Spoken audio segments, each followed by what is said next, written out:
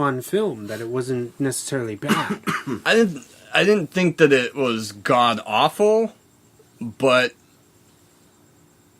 I liked the beginning where they were kind of like assembling everyone, introducing it, not with like the on-screen graphics and everything. I thought that was cheesy, but like when they're at the prison, kind of rounding everyone up, I liked that. And then it got so convoluted once they got into the city. I forget the name of the city, but then like the Slipknot character was in it for like 15 seconds. Yeah. I knew that since when the first trailer dropped.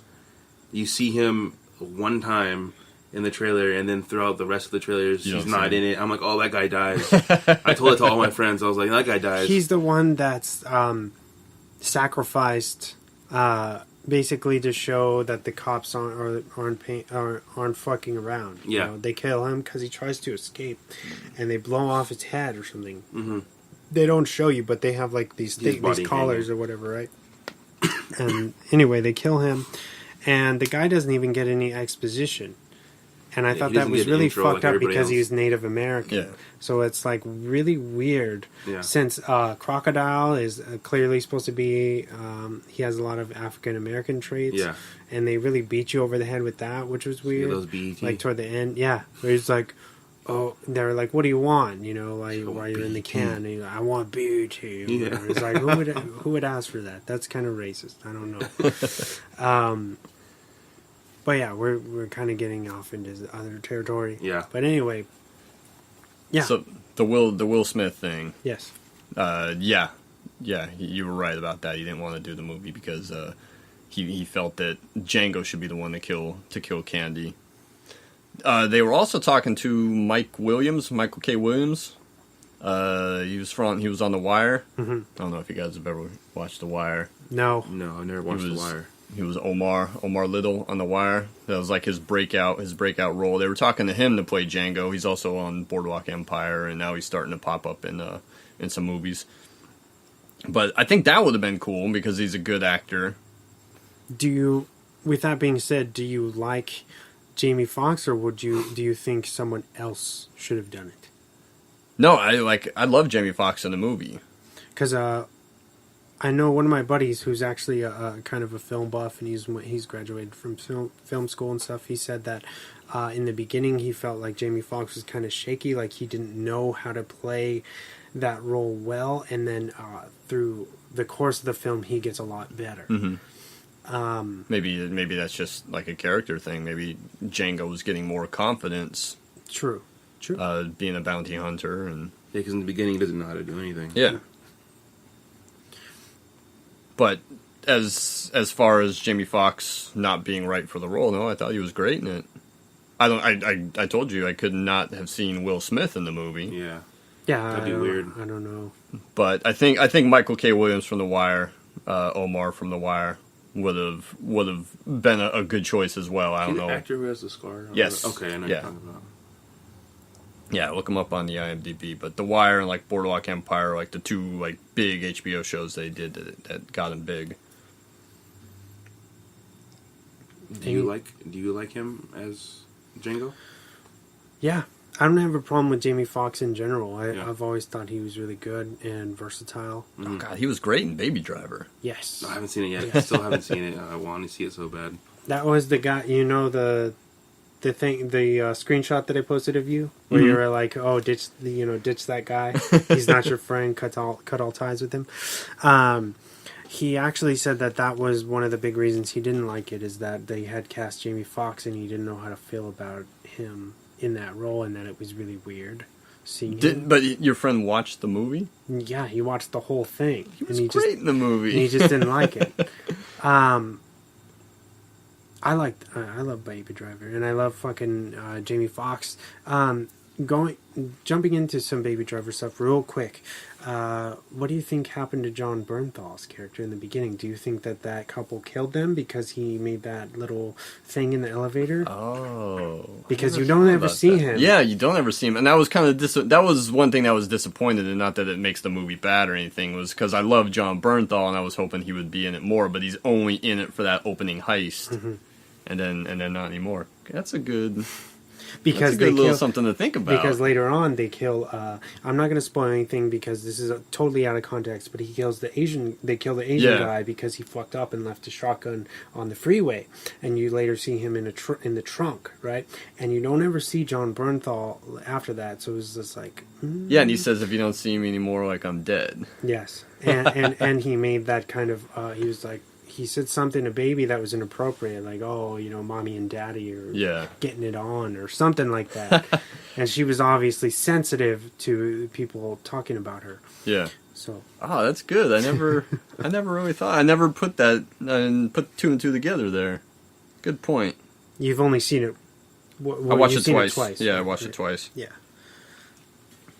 Because it was very enjoyable. Oh yeah, I heard nothing but great things about it. Yes, as soon as you can, watch Baby Driver. Is it still in theaters? Some theaters, yeah. Okay, I'll probably have to go see it soon before it's gone. Because I feel like that's a movie you have to see in theaters. Yeah. You said the soundtrack's really good. Yeah, the soundtrack's fantastic. Yeah. Any last words on Django Unchained? Yeah, I have a few. Okay, go ahead, man. But unless James wants to go. Good.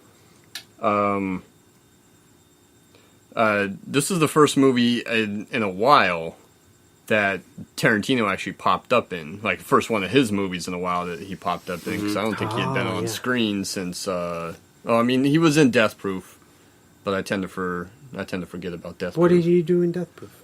He was the bartender. Oh, that's right. That was even a long time ago, though. Yeah. That was 2007. Mm-hmm. Yeah, but it was pretty funny to see him in Django because I think they were Australians. The guys taking them to the mine. And at the time, he was a little bit more chubby. Yeah. And so it was funny. On some weight.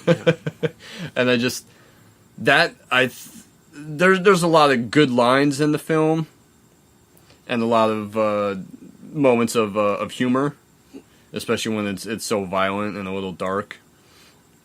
But I think that was like one of the biggest laughs in the theater was at the end when Jamie Foxx talks his way into like letting those guys like get him because he'll take him back and he'll collect the bounty and everything. And I think it's like one of the biggest laughs is when he kills those guys and Tarantino has a dynamite and he shoots Tarantino and he just explodes. Yeah, that was great. I remember. When you first saw the film, because I think I saw it before you, and then you watched it and you texted me and you said, at first, I thought Tarantino being in the film was a distraction. But then when I realized that, or why he did it, and that he was ultimately blown up, that why would any director kind of turn that opportunity down? Yeah. That after that he saw why he would have taken that opportunity. And I had seen an interview with Tarantino saying that, before that cameo, that he had pretty much lost the bug for acting and that he really didn't want to do it. He just wanted to stay behind the camera and it wasn't his thing anymore. Well, I think he did it because the guy that was supposed to have that bit part fell through and couldn't make it, so Tarantino jumped in. Okay. But that's like one of the funniest parts of the movie for me. I remember just watching that in the theater, and the theater was, I think, close to sold out, and everyone just died when that happened. Real quick, I also love his cameo in Planet Terror because he plays like this piece of shit soldier perverted guy. You've seen it, right? Yeah, which I can't remember. I think I know what you're talking about. He's, you know how the soldiers all have that disease where they have to have the gas mask, and he's gonna rape Rose McGowan. Okay, I know what you're talking about. I remember now. And he tells one of the guys, like, "I'm gonna go get my dick wet." Yeah, it's super good. You know, he's got a good line in that I think they stole for that From Dusk Till Dawn series. Where he tells Rose McGowan that she looks like Ava Gardner. Mm-hmm. I think it's Ava Gardner. And he's going to shoot her in the head and the bullet's going to come out and hit her right here and she's not going to look like Ava Gardner anymore. And I think they stole that line for the From Dusk Till Dawn series where the guy's talking to the Asian kid and says, hey, I'm going to shoot you, bullet's going to come out here and hit you and you're not going to look like Bruce Lee anymore. Really? I'm pretty sure. And I know that's definitely a ripoff from Planet Terror. But then again, Robert Rodriguez wrote that, so he can steal it. Yeah. Also, real quick, also that same like scene when he's gonna rape Rose McGowan, his like the dick is falling off and shit, and they're like, yeah, and he's like, He's like, dude, like, what the fuck? Like, his friend is like, what the fuck? Like, and he's like, it's okay, I'm alright. And he's still going for it. Yeah, it's one of the my favorite scenes from Django was the Leonardo DiCaprio scene where he smashes his fists on the wine glass or whatever. It's like when they realize that they're being set up. He's been and he slams his hand and he actually cuts his hand, and that's his real blood that he wipes on. That's what, it's in that happened. That was a mistake, and he rolled with the scene. I think that's a testament to his acting to keep on going and just Kerry Washington didn't know he was going to do that either. Yeah, so that's kind of weird. I think that's really cool that it ended up being that it looks so good. Yeah, and he didn't It's kind of hard to believe that was all improv. Yeah. But I mean, like you said, crazy. that's a testament to how committed he is and how well he can do his craft. Yeah. Whatever. Leo's amazing, always. Anything else for Django, dude? I just have like one last thing about the music in the film, because this was one of the first Tarantino movies I think he actually had original music made for the film. Yes. And there's the Rick Ross tune is original. Piggybacking on that again, that's a big part of the film that I don't like. I just thought that the hip hop used in that time really took me out. Just in the sense that I was just like, oh, that's kind of weird. Even during the shootout, when they have the James Brown and Tupac mashup? Tupac, yeah, I was going to say. Because it's great. It's so awesome in the scene. That fits perfect for the scene. I mean, that's a little bit more forgivable, but the Rick Ross one, that I was just like, oh, like, what did he do? Like, how did this get past the editing? But he's always been good with, especially in Inglourious Basterds, because there's a few songs in there that definitely aren't period pieces. Like the David Bowie tune is definitely not from a World War II era. But I get it. Not to say that takes away from the film at all. It's just something that pulled you out of it. Yeah, I just in that moment for that scene, because it's like a wide scene, and it's when they're traveling with the stage coaches and stuff, and they're just they throw that tune in there, and I'm just like, well, why Rick Ross? Like, I don't give a shit about Rick Ross. Like, why? And it's like the things that they're talking about in the song, it was just very weird to me. And like I said, not that it really takes away anything from the film, it's just more of my personal thing. Yeah. And that's it, I guess. Okay.